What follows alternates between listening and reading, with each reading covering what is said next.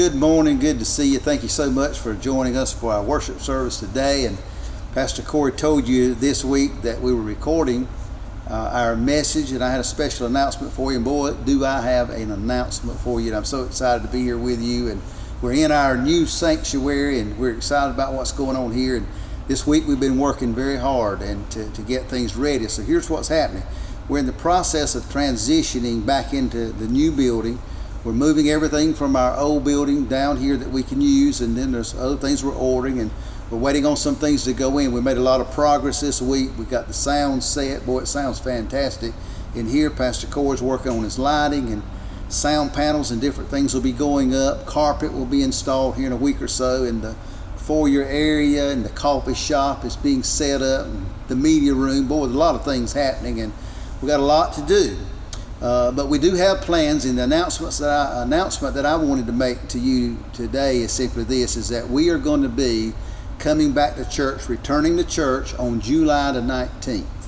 Now let me explain that to you. We're going to take the next 4 weeks, and we're going to transition from the old building to the new building. So here's what we got, some exciting things to look for. Number 1, we're coming back on the 19th. Number 2, we're coming back in this new building. Boy, that's something to be excited about. Now listen to me. We had the music cranked up in here. We had the lights going. It is phenomenal. It's awesome. I can't tell you the feeling that you get when you're in here and everything's working right. I can't hardly wait. There was going to be a transition period, so here's what we thought. We said, well, being the pandemic is like it is, and our numbers in our area are going up continually, and we do realize some churches have gone back to regular service or somewhat regular, and they're implementing all kind of things to do that. We thought we'd take the next 4 weeks, take advantage of it, go ahead and transition and come here. Now, we won't be recording right away in this building, so you'll be seeing some recorded music coming up in the next week or two, but as soon as we can, we're going to start recording live from here and get ready. So our whole focus right now is to come in this building, be ready to come July the 19th. And let me tell you something, it's going to be one awesome service. Now, someone's asked me, are we going to have one service or 2 services? Here's the way it's going to be. We want to come back and have one big service. That's really what we want to do. However, we'll look at the numbers, we'll look at everything, and this building is big enough that we can have 2 services and have social distancing and all that. We hope that everything's kind of settled down by the time we get there and we can come for one, but I can tell you this, it doesn't matter whether we come for 1 or whether we come for 2. It's going to be a great day, and I'm so excited about it. Here's what I believe. I think it's time to get back to God's business. Not that we've let it go. We've still been ministering, as I've said many times, to 350 churches on 17 foreign fields. We're ministering to 150 churches here, supporting them in North Carolina and South Carolina. We still support the Pregnancy Center in Whiteville, Crossroads here in Bladen County, Teen Challenge in Bladen County, the Benefit Committee, and I could go on, the food bank. We're still doing ministry, and also what you don't see happening behind the scenes is every time we see a situation that we can minister in, we go to that situation and we minister, and we do everything we can because we're called to do ministry. So a lot of ministry is taking place, and I'll tell you why it's happening, because you've been so faithful to give, and as Pastor Corey said over and over, we're blown away with your generosity, your commitment in giving and honoring God with your first fruits, and you continue to do that, and that's why we can do all of this. But I can tell you right now, we are all pumped. We're excited about what's going to happen in this building, and here's what I say.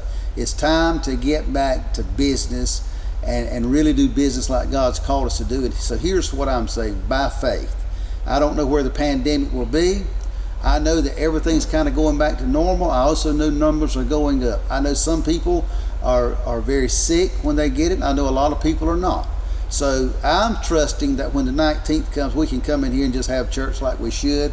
We'll also be working on our children's building, the 21st Century Children's Church. Is going to take our existing building. We'll be working on that. Not sure how far along we'll be, but we'll have a plan. I can promise you this for children. We are getting things back to normal, and I'm going to lead this church back to a normal worship service. I want you to be praying for us. I want you to be excited about what's happening. I want you to tell people about what's happening. I want you to pray that day, I'm telling you, if they come in and do that song Rattle that they did last Sunday morning, the first service we're here, the roof will probably come off this place. I'm telling you, I just about had a revival at my home. It was so good. So I'm so thankful and excited about our praise team and the work that they're doing. And I'm thankful for Pastor Corey that he stood in for the last couple of weeks to take care of things here.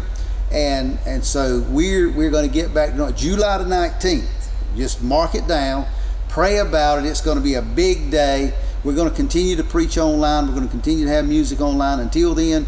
And we're going to continue to work on getting ready for this transition. So with that said, I want to tell you again, thank you so much for your faithfulness. Thank you for your prayers. Thank you for your commitment.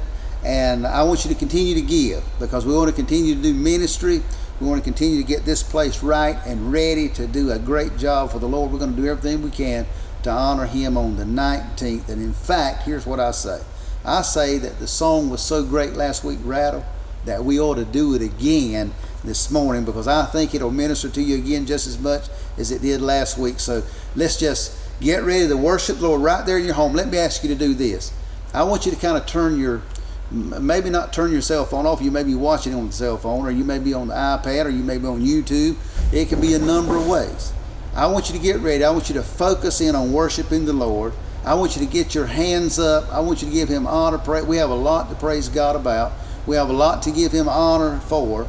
So let's just honor Him for a few minutes with this song, and let's give glory to His name with what He's doing. Boy, He's doing a lot. And I know it sounds like a lot, 4 to 5 weeks before we can go back to church. But let me tell you something. When we come back, we're going to come back to give God all the honor and glory that is due His name. I don't think for one moment that He's wasted the opportunity to prepare our hearts to worship Him like we've never worshiped Him before, and appreciate church like we're going to appreciate it when we come back.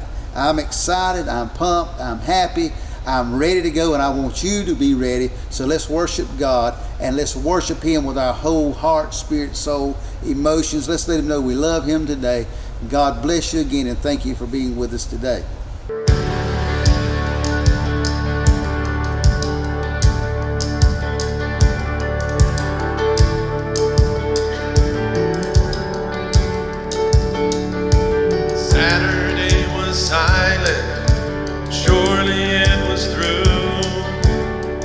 Since when has impossible ever stopped you? Friday's disappointment and Sunday's empty too. Since when has impossible ever stopped you? This is the sound of dry bones rattling. This is a praise, make a dead man walk again. Open the grave, I'm coming out. I'm gonna live again. This is the sound of dry bones rattling.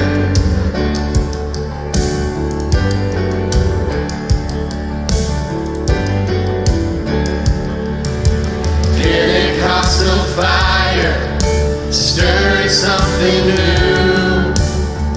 You're not gonna run out of miracles anytime soon. The resurrection power runs in my veins too. I believe there's another miracle here in this room. This is the sound of dry bones rattling. This is a praise, make a dead man walk again.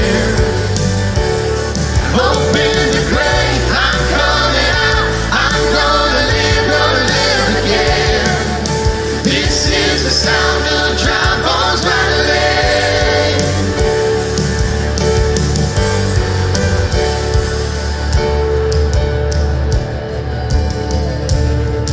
My God is able to save and deliver and heal and restore anything that He wants to.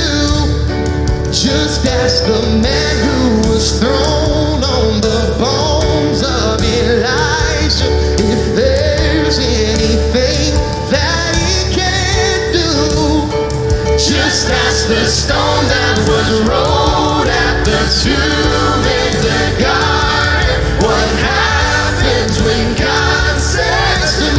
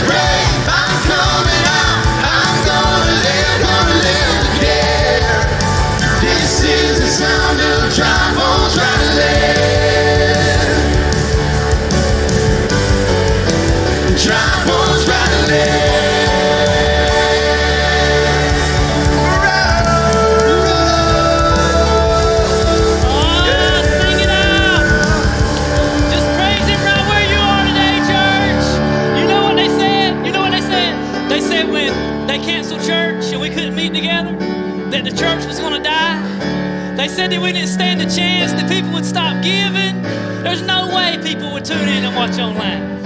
But when has impossible ever stopped my God? I think we ought to sing it one more time, because I believe at home you can't hear it. So I tell you, God's impossible. He does it all. Let's worship Him. I hear the sound.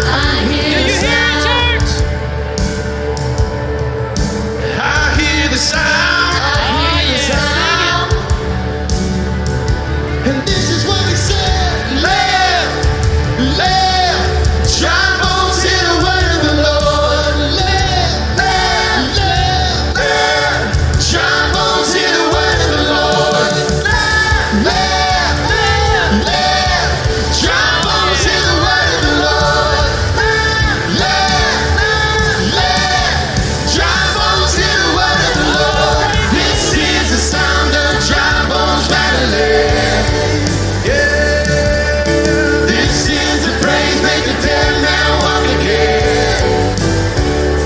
Open the grave, I'm coming out. I'm gonna live again. Open the grave, I'm coming out. I'm gonna live again. Open the grave, I'm coming out. I'm gonna live again. This is the sound of dry bones rattling.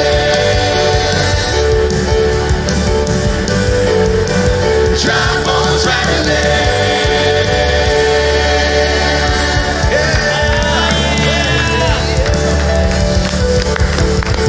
Just right where you are, praise Him. You let Him know He's worthy to be praised. Well, again, good morning. I trust you enjoyed that song. What an awesome song. And I'll just say this, that I hear dry bones rattling from NLC, because here's what I think's happening right now. Boy, when we were down at that other building, I could feel in the air the anticipation. And I think that the church has been in a little dry season right now, but I feel and hear those dry bones rattling. And I can't wait till July to 19th for us to enter into that building. And I'm just saying we're going to enter in just like everything was normal, and we're going to worship God, and it's going to be a great, great time. So again, thank you for joining us and worshiping with us today. We thank you so much for your faithfulness in giving and your faithfulness to be a part of what New Light Church is doing. It's just an awesome time to be a part of the body of Christ. Well, we started this new series last week. Pastor Corey started it, and there is a reason. There's a reason for everything. So there's a reason, by the way, that this fella here is on the platform with me right now. One of our youngsters, our young people that come to our church, felt so sorry for the pastor having to preach to an empty church. So they decided they were going to fix that, and they brought this fellow out here, and his whole heart is filled. Out of the abundance of the heart, the mouth speaks, but out of the abundance of the heart, the eyes say something as well. And his whole eyes are filled with New Light Church. So I'm glad she felt compassion for the pastor, and I'm glad she gave me someone to preach to that I could look at. But I'm going to take this fellow and give him to Pastor Bob, and Pastor Bob can sit him right there on the front row. And I'll always have someone listening to me. So if you fall asleep at home, I'll just preach right here. Thank you so much to the young person that did that. I think it was great.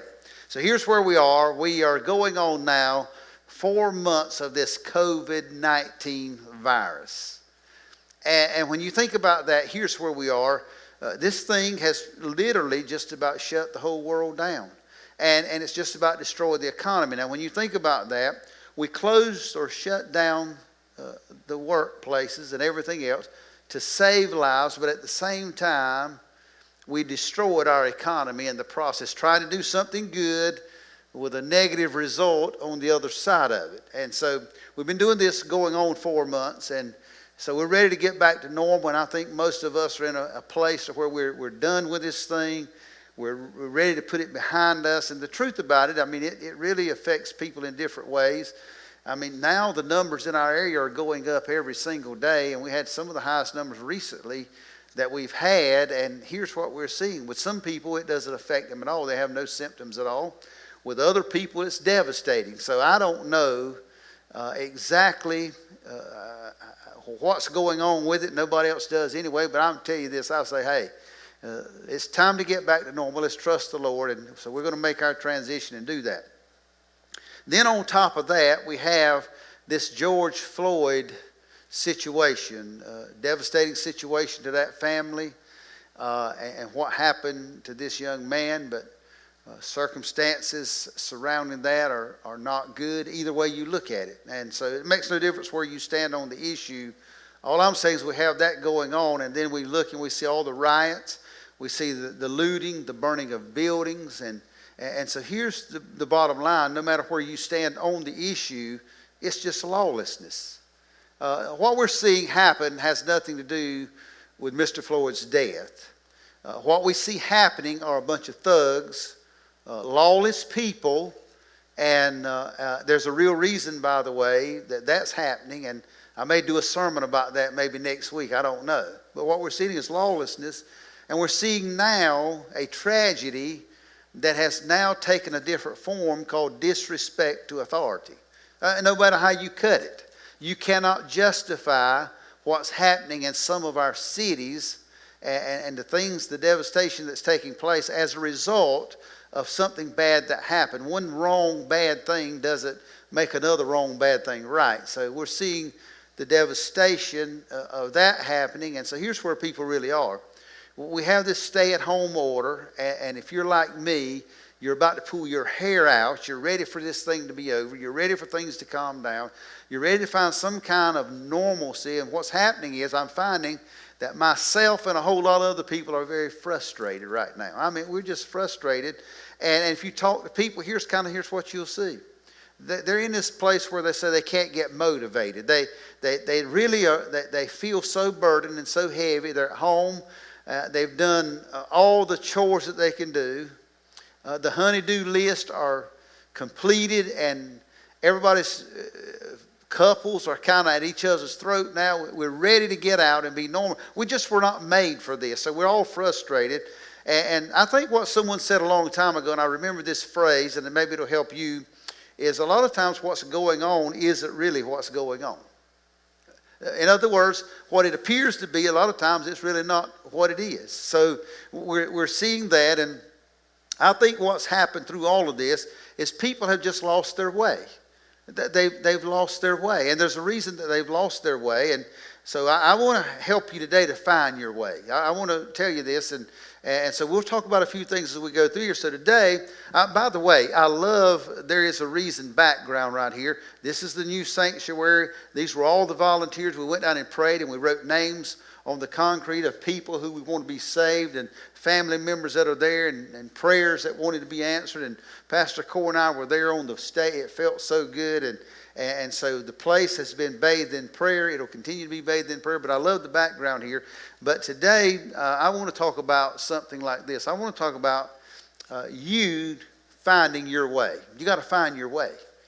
People have lost their way. And when I say that, I want to say this. When you think about finding your way, what does that mean? It simply means this. I want you to find or know your purpose. The only way you can survive some of the things that are going on now is you really have to know your purpose. You have to find your way. So with that said, I'll give you this statement, and it'll help us understand where we're going right here. If you don't know something's purpose, you'll likely abuse it. I just want you to think about that. If you don't know something's purpose, you'll likely abuse it if you don't know its purpose. Now, I can tell you, I have an illustration that will help you understand that, but I don't want to go into a lot of detail. But it's kind of funny and humorous, but some of you will probably think it's ridiculous, but it kind of brings it where it is. When I grew up, I attended this church all my life. It's one of only 2 churches that I've ever attended in my entire life.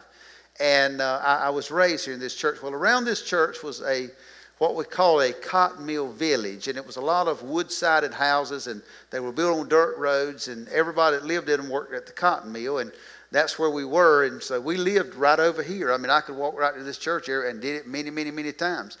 And the thing about living on the cotton mill village, though, is we didn't have indoor plumbing. We had water, but we didn't have indoor plumbing. And I know that I don't look that old, and some of you young people are thinking, are you kidding me? Listen, here's the way it was. I didn't have indoor plumbing until I was 11 years old. We had an outhouse. Now, you haven't lived until you've had an outhouse, and here's the way that works. When it snows, you go to the outhouse. I can tell you this, you don't stay on the throne very long when it's snowing outside in the outhouse. And so that's where you did stuff. So, but here's what would happen. We didn't always have, there's been this deal during this pandemic about toilet paper. You know, everybody's hollering about toilet paper. Let me tell you something. I understood not having toilet paper many, many, many years ago.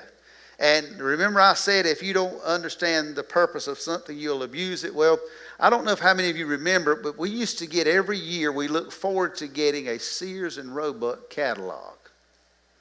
And I mean, this catalog, it would be real thick. I tried to find something this thick that I could explain this to you, but it was a real thick catalog. And man, I mean, they had everything. They were the deal back in the day. And so we'd get the catalog and it'd have all the colored pics in it. I mean, you could go through it, and I mean, the lawnmowers looked so nice. The shirts and the pants looked so great, and everything that they had tools, man, they made them look great. And I mean, they knew how to advertise. And most people got the catalog, and we would look at it. It was great to look at. But we learned that the catalog in those days served a dual purpose. We abused the catalog. See, we didn't understand its whole entire purpose, so we abused it, because a lot of times our catalog would make it out to the outhouse, and that would become our toilet paper. That was an abuse of the catalog. I mean, some creative person way back then created this catalog to advertise, to entice us to go buy. Well, we looked at it, it enticed us to go buy, but we done something with it we shouldn't have done with it. We abused what somebody's hard work had done. This is the whole point I'm making. Now, I could have used a lot of illustrations there, but I think you get the point. If you don't know the purpose of something, you're certainly going to abuse it. And so with that said, here's what I want you to understand. I used something that was a little humorous there, probably disgusting to some of you, no question about that. But it's absolutely a true story. But I did it to make this point. You see, I believe that's the reason that so many of us are frustrated. I really do. I believe a lot of people are frustrated because everything that they would go after and do and involve themselves in brought some kind of satisfaction into their life. And now all that's been stopped, so all of us are just frustrated. We're at a place where we're really at the end of our rope with this thing. We're tired of it. We're done with it, all that. And here's the deal. I think a lot of people are frustrated because they simply don't know their purpose. See, remember now what I said. If you don't understand something's purpose, you'll abuse it. And then you'll become frustrated. So you got to simply know your purpose. And if you know your purpose, you won't live such a frustrated life. I think you can see the effects of this in our everyday life. If you look at my life, your life, and everybody's life, and you really evaluate yourself over the last 4 months, you're going to find out that you're frustrated because you're not doing what you were equipped to do, what you were built to do. You're not fulfilling your purpose, your God-given purpose, so now you're frustrated. So you can see the effects of this again in our everyday life, and here's the way it works. If you're going to work now and you work really hard on your job, you give it your best, you have a great work ethic and you're doing all that, but you ever have these moments where you get there and you say, you know what, no one ever notices what I do around here? Nobody don't understand the hours that I put in around. They don't really understand the job that I do. Nobody really cares what I do, and you kind of get frustrated there. It also happens in marriages or in relationships. You can do this in any relationship. Like one person will be fighting real hard to have a perfect marriage, or one person will be fighting real hard and working real hard to have a great relationship. But it seems like the spouse or the other person involved in the relationship just doesn't care. They don't give a flip. I mean, you're working hard, you're putting the time in, you're trying to build a future, you have dreams, you have hopes, you have all this stuff, but it seems like the other person just doesn't care, and you live frustrated lives. Another thing we'll do is we'll serve God, and we'll have all intentions of serving God and doing well, and we'll give it everything we have, and then everything around us goes wrong and goes bad. I mean, some of you have been there. You serve God, you're excited about God, you're doing the ministry, you're serving, you're doing this, and it seems like everything goes wrong in your home. And it seems like the closer you get to God, the kind of the rougher things can get. And so we get to this point where we come to this attitude where we say, why even bother with this stuff? Why bother being the great worker? Nobody seems to notice. Why bother trying to bring this relationship together? Nobody's paying attention. The spouse really doesn't care, or the person involved on the other side doesn't seem like they really have their heart into this thing like I do. Why even bother? What difference is it going to make? So when you think about that, what we've learned from all this is this: you got to find your why, you got to find your purpose. Because if you find your why and your purpose, a lot of the other stuff really doesn't affect you in a negative way. In fact, if you find your why and your purpose, you can eliminate a lot of frustration in your life. And that's what this whole story is all about. I'll give you a scripture out of the book of Acts. It's about King David, who wasn't always a king. And we've used him a lot in the last several sermons to preach because he's such a great subject to preach about. And this scripture was written about him. I want to read it to you. And I want us to learn a principle from David that will help every one of us. It's in the book of Acts, and it looks like this: Acts 13:36. For David, after he had served the purpose of God in his own generation. I want you to remember that now. I want you to look at what David did. He served the purpose of God in his own generation. He fell asleep and was buried among his fathers and experienced decay in the grave. Now, that's a very positive scripture with a very negative twist on the end of it. But it's very true. So when you think about David, we learned this principle about him. Now, he was fulfilling God's calling in his life is what's going on right here. David was doing exactly what God called him to do. He was the purpose. He was fulfilling the purpose that God created for him in his life. Now, when you look at that, he understood his why. He understood his purpose. He understood what God had created him to do. The point is, David fulfilled the purposes of God for his life. I want you to think about that. He understood his purpose. He understood his why. He didn't live in frustration. That didn't mean life was perfect for him. And it didn't mean that life went his way all the time. And it didn't mean that bad things didn't happen to him. But it simply meant that through all of that, he didn't live with a lot of frustration because he was doing what God created him to do. And that's what we're talking about. Now, I don't know if many of you know the person by the name of Miles Monroe. He's a great speaker. He's a great preacher. I listen to him a lot. He's written great books. I love to read his books, and he's a good author. So it would be good if you'd go back and you want to find some of his books and read them. But here's what he says about this. When it comes to purpose, he said this: the greatest tragedy in life is not death, but a life without purpose. Now, I want you to think about that. We think a lot of times in this life that the greatest tragedy is death. Well, if you look at the word of the Lord tells us that the day of your death is better than the day of your birth. But there is a tragedy in life. And we think death is a tragedy, but death's really not the tragedy. A life without purpose is the tragedy. Imagine living your entire life without really finding your purpose. Imagine all the frustration that you'll live with, and imagine all the disappointments you'll live with because you never found your purpose. So I want to talk about this a little bit because I think it's so important, and I think it'll help you, and I think it'll even help some of you in this situation with the COVID-19 and the riots and the stay at home and all this kind of stuff. I'll show you how it helped me. When we made a decision here about a week ago of what we thought God was leading us to do, to open on July the 19th and to have a big service that day and come back and have full-fledged church like we were supposed to. Remember, all of us have been kind of staying at home just like you. We're doing basically what we have to do. The staff couldn't meet like we wanted to meet. And I'll be honest with you.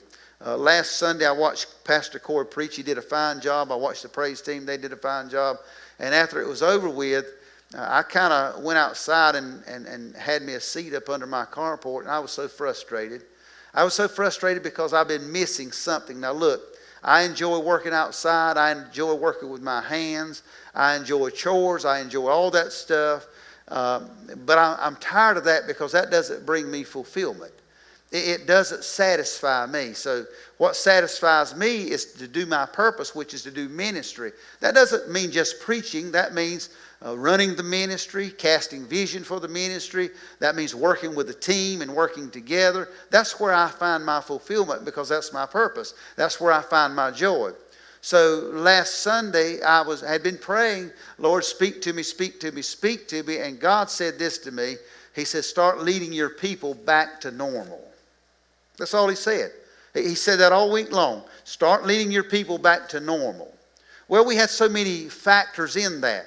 What are we going to do about the new building? Here's where we are. It's not quite ready. Things we're waiting for. Then the old building. And so God brought this thing together, and He gave me the direction. And so I immediately called Pastor Corey, and I talked to Donna, and I talked to the staff members, and we got together and said, here's the plan. Here's what we're going to do. And here's what happened.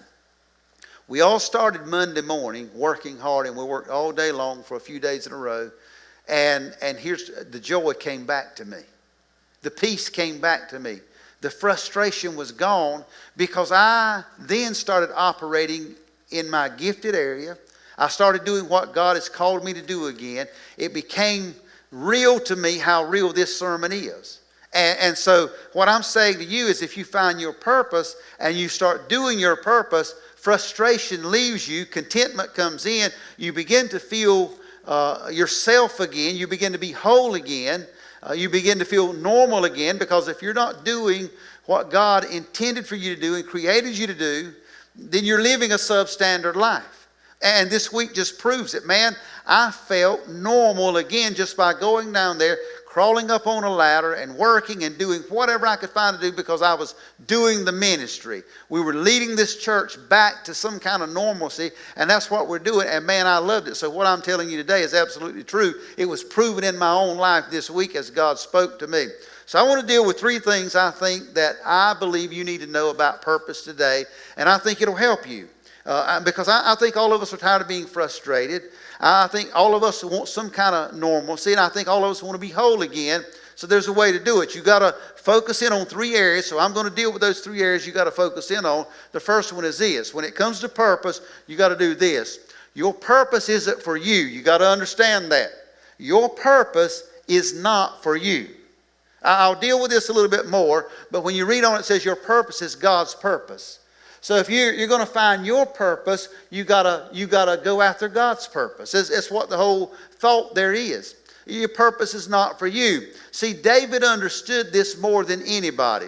If you go back and look at his life now, and I could just give you a quick synopsis. We've talked about him for so long, and we talked about how he was out there serving his father and taking care of sheep and all that kind of stuff. And then he takes his brother's food because they're on the battleground. His father viewed him as a bit insignificant. His brothers viewed him as a bit insignificant. But God had a great plan for him. And David had no clue how he would fulfill the plan that God has for his life, just like you and I most times don't. But I'll tell you what David did understand. He understood the principle of serving. He understood the principle of serving his father. And that's an illustration for you and I. So it's not about my purpose or your purpose, it's about God's purpose. So David understood this, and in fact, here's what the scripture says in Psalms 57:2. I will cry to God Most High, who accomplishes all things on my behalf, for He completes my purpose in His plan. You can't miss that. How is your purpose completed? In God's plan.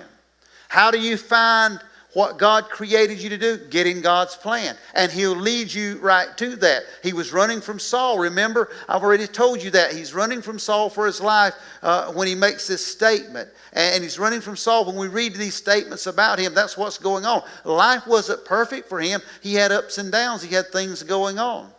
But here's what he says. He says, look, God accomplishes all things on my behalf, for He completes my purpose in His plan. He's very clear right here. This works for every one of us. If you really want to tune into your purpose, if you really want to be full, complete, and whole, and you want the frustration gone, then understand that God has created you for a purpose.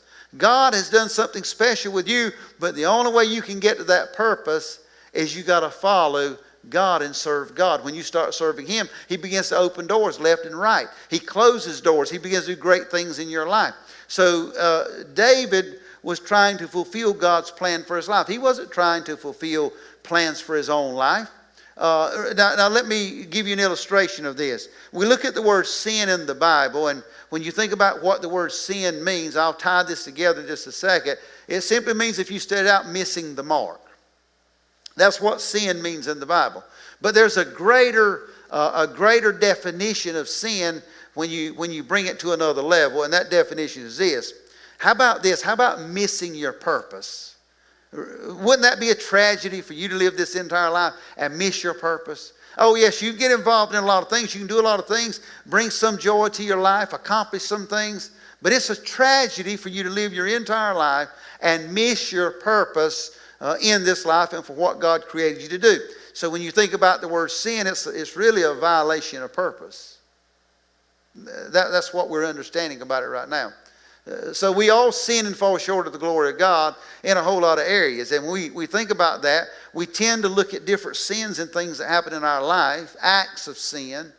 But a greater sin in our life would be a violation of our purpose that God created us for. Missing that mark would be the ultimate mark that we would miss. So when you think about that, David says, look, you find your purpose by serving God. So when you think about that, a lot of people, I find, and I've done this myself in my life until I understood some things, they don't know their purpose and they're always searching. And some of you that are listening to me right now, you really don't know your purpose. You're always searching. And here's what that looks like. You go from one job to another job. And you get this job and you think this is it, and you look at all the benefits, you look at all the possibilities, and you look at all the people and you think, oh yes, this is it. And you go there and for a little while the joy is there, but then it's gone, and after a while you got to find another job. But because you're not being fulfilled at that job, so you go to another job, and oh boy, the excitement starts all over again, and boy, here we are, and yes, this is the best, and then after a while the joy is gone, and well, this is obviously not, and then you go to another, and it goes on and on and on, and you can look back at your resume, and you can see all these places, and now you're in the job that you're in, and you're really not satisfied there. It's because you haven't discovered your purpose. If you look at it another way, there's a lot of people involved in relationships, and so then they're in these relationships, and so they get there, and this relationship, boy, it's the one. You hear people talking about, they'll go, Pastor, I found the right one. I mean, I found God's right man for my life, a right woman. I mean, they're the best thing since peanut butter, and it's really good. And then you tell me all this stuff, and I see the excitement, and I'm happy for you. Well, then in a few months, I see the excitement's gone. Next thing I know is, well, that didn't work out, and now I'm in another relationship. And I'm giving it all my all. I'm doing everything I can do, and I'm putting everything I have into it, but it's not working out. I'm not happy there. And then it's another relationship, and then it's there. Then after a while, you look back, and all this time's been wasted on relationships because you haven't found your purpose, and you're frustrated, and you're just not content in anything that you're doing. Just living a frustrated life because you haven't found your purpose. Now, here's what that means. When you get involved in all this stuff that you're doing, you're really going after an experience in life, from one experience to another experience. In other words, you're not serving your purpose. You're just going after experience. It's kind of like being addicted to experience. You've got to have this experience, and then once that experience is over, you have to have another experience to get you to the same level you were. And then after that experience is over, you have to find another experience that you can do to take you to that level. It's kind of like using drugs, if you will. The first high, you never can get back to the first high that you had the first time you did the drug, so you keep trying, and you're trying to get back, but you never can get back there. We've just settled for having experiences in life, and we reduced our life to just one big experience. And we try this and we try that. We go after that. We get involved in all kind of stuff in our life, thinking it's going to bring satisfaction, thinking it's going to bring contentment. But remember what I said when I opened this sermon up, that if you're not careful, if you don't know the reason that something was created, the purpose of it, then you'll abuse it. And a lot of you are abusing your life right now, and you're living a very frustrated life. And here's what happens. When you get into the experience mode, where it's one experience and another experience and another experience, and you go down that road, the reason you're doing that is because it's all about you. And look, I'm not trying to be ugly here, but life can't be about you. It has to be about God and His purposes, because that's where your real purpose is discovered and found out, and that's where the real contentment comes in your life. When you serve God, He leads you to your purpose He created you for, and it brings tremendous contentment. So what happens is this. When you get in this deal about living from one experience to the other experience, here's what you do. You spend all your life trying to find yourself. Spend all your life trying to plow into self. Well, if I do this, I'm going to be self-satisfied. If I do this, I'm going to feel better. So you plow into self. And then you get into this thing where I'm going to pamper myself. If I pamper myself enough, I buy myself this, I get myself that, I take myself on this vacation, I spend time over here, I just plow into self, plow into self, plow into self, and you're still miserable. You're not going anywhere because you haven't found the purpose for your life. You're just experiencing things. And look, some of the experiences can be great. Some of them are wonderful. I've had a lot of experiences in my life, but I can tell you right now, I've never been satisfied until I discovered God's ultimate purpose for my life. Now, I'll tell you something. I never dreamed or imagined that God would bring me back to Bladenboro. I love the people here. I love the little town, but I'm telling you, I was gone for 25 or 30 years. And I was happy being gone. Never dreamed or imagined. And in fact, when God called me back, I'll be honest, I told Donna, I said, here's what's going to happen. I must be going back there to die. I really did. I'm not being ugly. I'm telling the truth. Little did I know, as God would open doors, that God would lead me to my ultimate reason that He created me, and it would bring me the greatest satisfaction of anything that I've ever done in my life. And I've had a great life. I love the retail furniture business. It was great. I traveled all over the place. Made great money, made good friends, have a lot of friends out there now that I'm still connected with. But I've never experienced the joy, the peace, and the contentment that I experience right now in this little town called Bladenboro, in this place where God has placed me, and I'm watching God do amazing things. I have found my purpose in life. And yes, I will die right here because I think this is where God has me, and I think this is what God created me to do. So here's the way it works. When you seek self, and you pamper self, understand a couple of things about that. You see, we do that, and a lot of times we come to this place where we think if we can become popular, and everybody knows us, and we have all this network of friends, that we're going to be good, and that'll do it. But you know what popular people find out? They're miserable people because they have no purpose. A network of friends and a network of people, they can bring some satisfaction, but that's not what God created you for. That's not what David did. He didn't create this big network. No. See, you can be popular but miserable. And we find out that a lot of popular people are very miserable because they haven't discovered their purpose. They don't know what God created them for. They're not doing that every day. And that's what brings joy. You can do this. You can work real hard and you can make a lot of money and you can become powerful. You can become a very powerful person. But here's what happens. I've noticed a lot of people who have power, they hate life. Why do they hate life so much? They hate it because there's no purpose in having all the power. If you have power without purpose, it's no good. It leaves you miserable, hating life. Now, I'll deal with this one for a moment because we all go here. We all pursue financial gain. Nothing wrong with that. God wants to bless us. Nothing wrong with working hard and having things. But let me tell you something.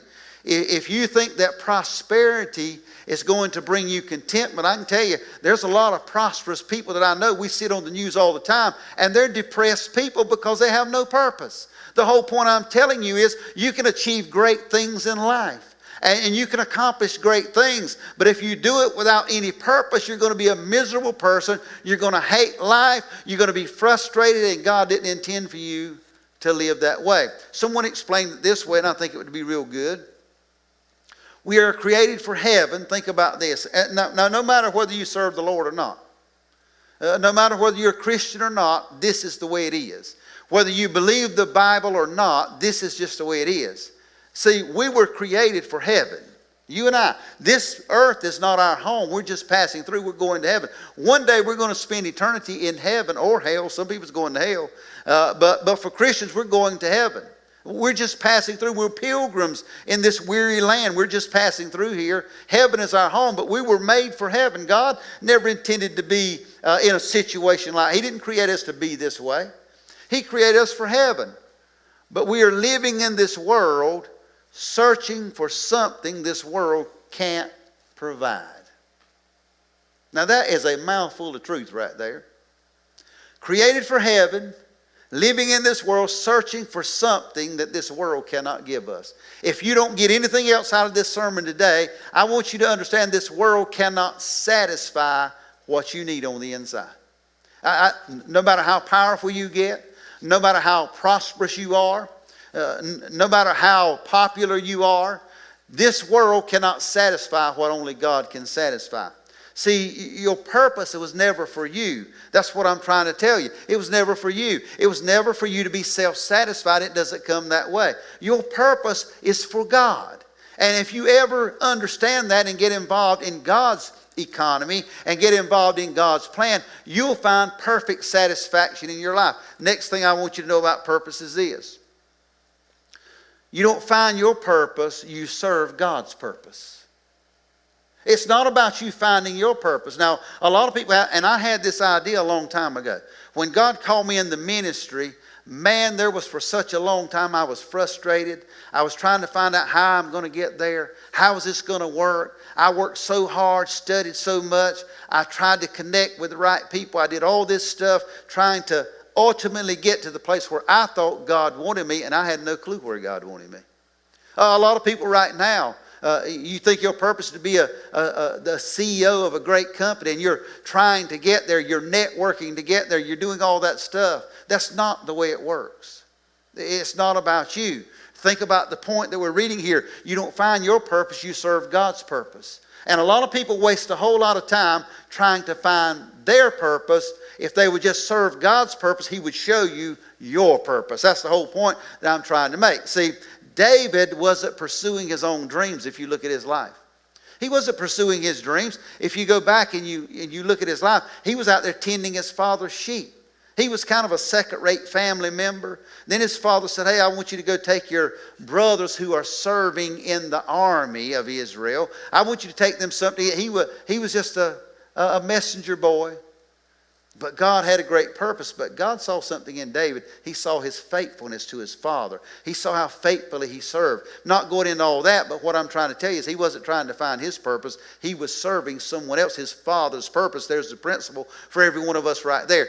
Think about it like this. We have a lot of people, they have a bucket list. You remember the movie that came out, Bucket List? So then everybody had to have a bucket list. And if you talk to people now, they have their bucket list. This is on my bucket list. Got to check this off on my bucket. David never had a bucket list. But he became the king of Israel, the high man, the one with the most money, the one with the most authority, the most power. But he never had a bucket list. He served God's purpose, not his own purpose. He was looking for what God would place before him at that very moment. And as he looked at that moment, he started serving right. You know what the Bible says? Do whatever your hands find to do. David would do whatever his hand, whatever door would open, David would go through that door and he would serve, not for his own purpose, but he would serve his father's purpose. And when he served his father's purpose, he got promoted big time.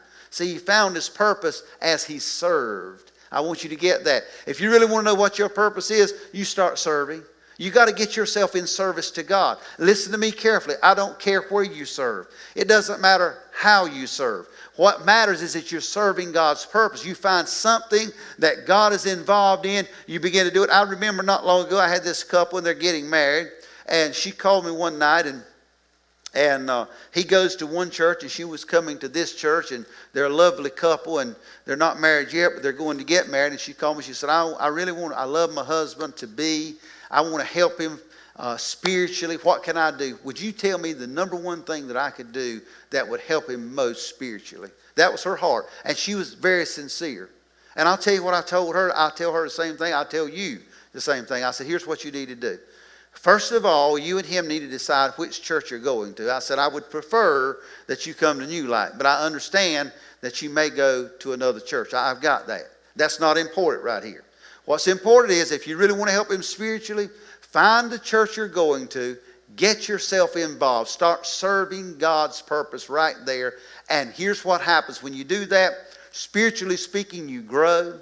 God does something great in your life, and God begins to grow you and mature you spiritually. You find contentment in that. And as far as I know, they're doing that. Sad to say they're not doing it here, but I still love them anyway, but it's working right where they are. You see, David wasn't in the thing of building his resume. A lot of us think we got to build a big resume and it's got to look good on paper. We got to network with a lot of people, and we're going to find our purpose that way. I never saw in the Bible where David strategized about how he was going to become king. And in fact, I don't even know if David realized he was going to become king until God said, hey, I'm going to anoint you king. There was no strategizing there. And I'll tell you something else he didn't do. And if he would have had it back then, he still wouldn't have done it. He would not have tried to build himself up on social media. He wouldn't have tried to increase his status on social media. You know, he wouldn't try to see if he could have the most followers. I admit something to you as your pastor.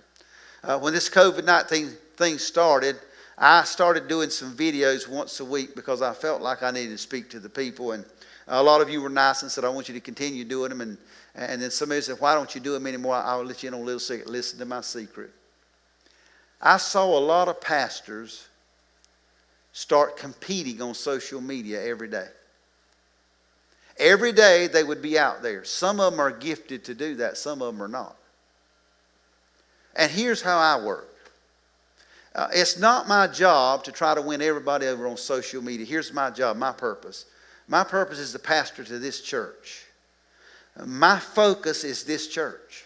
My focus are the people that come to this church. So I just simply said, you know what, I'm not going to get in that competitive market. That's not what God's called me to do. He's called me to preach the word. He's called me to serve New Light Church. He's called me to serve the people of New Light Church. When I see a need, I'll follow that need. I'll do that need. But I'm not going to get in the rat race of trying to compete on social media every single day. Not who I am, not what God's called me to. And in fact, I've had some people that would text me very nicely, by the way, and their intentions were good. And they would say, hey, this is going on. Do you want to be a part of that? Or would you consider doing this? Or would you consider saying something about this? And I said, absolutely not, unless God tells me. I know my purpose. I know where God's called me. This is it right here. God has called me. And let me expand this a little bit. God has called me to minister to the Tri-County region around us. He's positioned us to do that. That's what He's called us to do. We're going to show, share, and spread the love of God. But I can tell you right now, I'm not moving outside of the lane that God has given me, because I understand where satisfaction comes from. And what I know is this: if I step outside of that lane, I'm going to lose the contentment for doing what God's called me to do. So you have to be careful with that. But David wasn't strategizing. He wasn't doing all that stuff. He was just fulfilling his purpose by serving his Father. And God has sent me today to tell you that's how you're going to find your purpose. Just start serving your Heavenly Father. Get busy doing that. Psalms kind of explains it this way. 78:71 says this: He chose His servant David, this is God, calling him from the sheep pens. Now get this. Now David, when you think about him, he may not have had the best resume. He may not have had the best credentials. He may not have been the one that everybody else would have picked. In fact, they picked Saul, and it was the wrong one, when David should have been the one. So here's where we go with it. He called him from the sheep pen. He was serving his father. His brothers were not out there. David was out there. He took David from tending the ewes and lambs and made him the shepherd of Jacob's descendants, God's own people, Israel. Here's what I want you to see. Boy, you can't miss this. David was serving his father's interest, and while he was serving his father's interest, his heavenly Father said, hey, I see a man after my own heart right there. I see a man that I can use. I can use him. And look what happens. He comes from the sheep pen all the way up to being the king over Israel. Not by serving his purposes, but by serving his Father's purpose. So your purpose really is that your deal. It's not what you go after. You don't serve your purpose for you. You don't do that. You serve God's purpose. It's God's purpose is that you serve. Understand that. You can't get away from that. You don't feel your own purpose in your life. You don't get up every day trying to discover your purpose, trying to satisfy your own purpose, trying to get to the next level. You serve God's purpose. And when you serve God's purpose, God automatically promotes you. That's what happened to David. So you get up every day. You say, well, how are you going to grow a great church? How are you going to reach more people? I'll tell you how you do it. You don't serve the purpose of trying to build a big church. We never started out here at New Light trying to be a big church. We never started out trying to be better than anybody else. I don't compete with anybody else. I don't want to compete with anybody else. What everybody else is doing, they do. But I'll tell you what we do. We have a heart for this. We're going to do ministry. We're going to reach the lost at any cost. We're going to try to touch our community with the gospel of Jesus Christ. That is our focus. We're going to show, share, and spread the love of God, and we do it. And guess what God did? When we zeroed in on that, we said we're not doing anything but that, God began to grow it. See, when you serve His purpose, He'll give you your purpose. You'll find and discover your purpose in that. I think this would be a good way to understand it. If you want to serve God's purpose, start serving God's people. That's the last thing I want you to know about how to find your purpose. If you want to discover your purpose, you got to start serving God's people.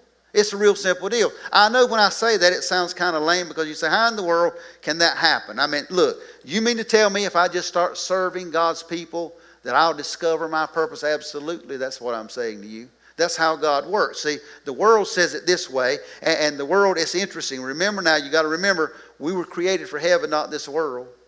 Whether you're saved or unsaved, your makeup was to serve God. There's something about serving God, and when you serve people, His people, you're serving Him. There's something about that that brings us fulfillment and contentment. So when you start down this road, I know what I just said sounds lame, and the world would tell you this. The world would say, hey, here's what's got to happen. If you're going to really have a great church, I'm talking as a pastor right here, but I'm also talking to you. If you're going to do great things in this life, maybe you need to be an author. Write you a book and let everybody buy your book, and you'll become popular and famous, and you'll have money, and you'll have influence and all that kind of stuff. The world says do it that way. The world says become a great big entrepreneur, do it really good, be an influencer, have influence over people, work real hard and do all that kind of stuff, and you'll find your purpose. Is that correct? Well, here's what I say. Let's look at what God says about this. Because I want you to understand, if we were indeed, and I think we are, created for heaven, created for heaven's purpose, and we can never find our contentment or fulfillment until we get involved in that, then if we choose to do it like the world does it, here's the result. A lot of popular people are miserable. A lot of powerful people hate life. And a lot of prosperous people are not enjoying their prosperity. They're depressed because they haven't discovered their purpose. Here's what God says about it, and I think He brings it right where it ought to be. For even the Son of Man came not to be served, but to serve others and to give His life as a ransom for many. Now let me tell you something about that. He puts His life on the line for God's people. Jesus does that. He's the Son of Man. He comes from heaven. He lays His life down. He dies on the cross of Calvary. He's raised in 3 days. But guess where He is right now? He's seated at the right hand of the Father. Praying for you and I, of course. He has all power and all authority. Now, how did He get there? He got there by serving the Father and serving the people. And He discovers His own purpose in doing so. I know somebody saying, you think Jesus discovered His purpose? Well, He became a man. He laid His life down for people. He served the Father's purpose. And God promoted Him and elevated Him and placed Him in this position of authority and put everything under His feet. The same principle works for you and I. You can't get away from that. So when you think about that, God is saying to us today, you're not called to seek your own platform. You're not called to seek power. You're not called to seek position. You're not called to do all that. We're called to serve people. That's what this church is all about. I don't want anybody on my staff trying to be popular. I don't want anybody on our staff trying to have a big church. I don't want anybody seeking all that stuff. No, let's just serve people and let God do the rest. And let's be content with what God gives us. I understand this, that God said He would build the church. And so He's going to build the church. We're going to serve. He's going to build. You know how He determines how much He's going to build? It depends on how much we serve. If we serve, He continues to build. Because our hearts have to be for the people. Not the masses, but the one. The one life has got to be important. Sharing the gospel of Jesus Christ is that way. So here's what I want to say to you today. I want you to stop allowing the devil to rob you of your purpose.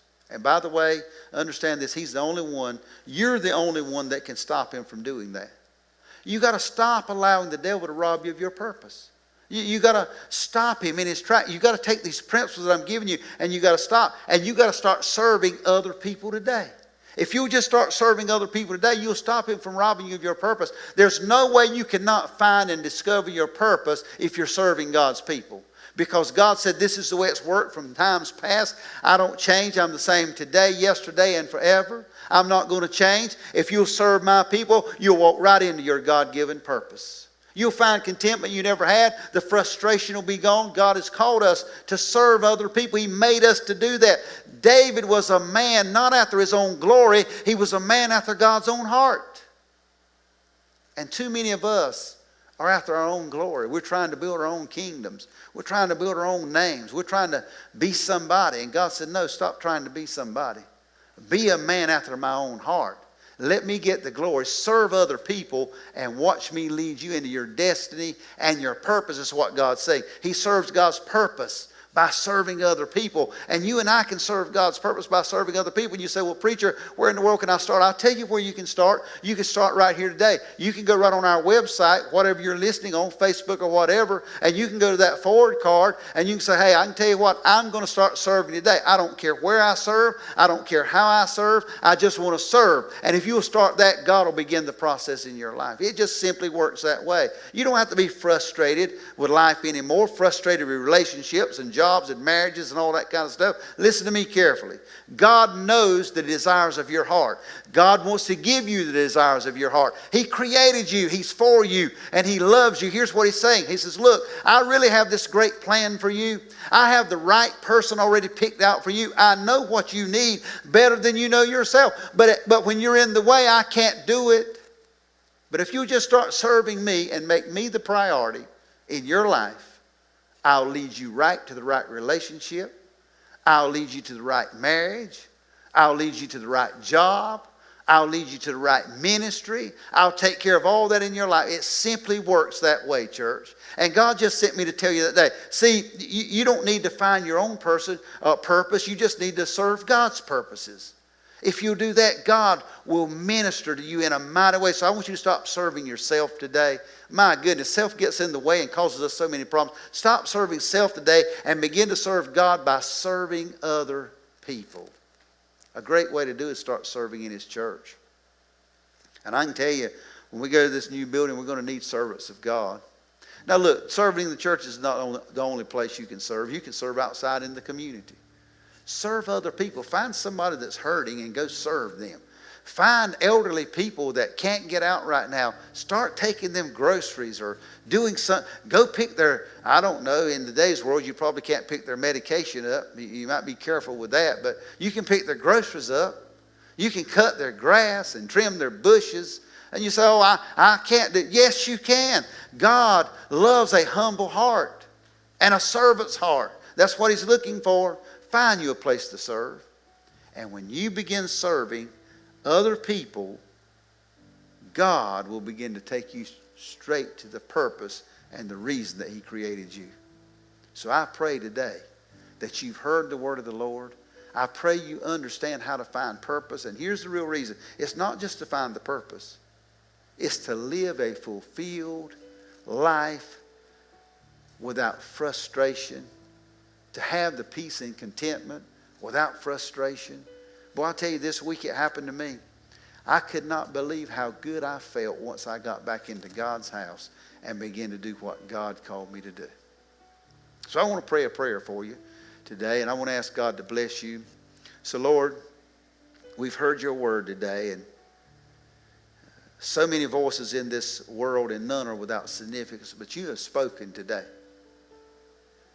And Lord, you've dealt with a pretty sensitive area in our lives. We are frustrated people because we're pursuing our own dreams, doing our own thing. And God, you said, no, it doesn't work that way. You serve me first, and I'll take care of the rest of it. And you'll lead us right to where you created. So Lord, I pray today that you'd take the message and you would burn it in the hearts and minds of your people. I pray, God, that they would begin to serve you like they've never served. And by the way, Lord, please help the people understand that when they go to the workplace, they're not going serving themselves just to get a paycheck. They're serving you. When they show up at work in the morning, if their attitude is this, God has given me this job, I'm serving Him, and whatever I do, I'm going to do it heartily as unto the Lord. See, that's serving God too. So Lord, I pray in relationships, jobs, careers, churches, ministries, husbands and wives, raising children, serving God, raising their children, serving each other and glorifying God in relationships. God, it's all about you. And when we approach life that way, you say you'll bless. And we have the history of David, where he had a servant's heart and a spirit of humility, and you did great things in his life. So God, I pray for our people today that this simple message, the simple principles would touch their heart today. If there's one out there today that you don't know Jesus Christ as your Lord and Savior, and you say, well, you know, I'd love to serve God. I'm tired of life as it's been. I want to know what God created me for. Well, you can do that by doing this. Here's where you got to start. You got to ask Jesus Christ to come into your heart, forgive you of your sins. And once you do that, you begin to serve other people in the name of Jesus. And God will lead you to your divine purpose. Just repeat this prayer with me if that's you. Father, in the name of Jesus, would you come into my heart today? Would you forgive me of my sins? Would you cleanse me from sins known and unknown? Would you be my Lord and my Master? I believe Jesus Christ is the Son of God.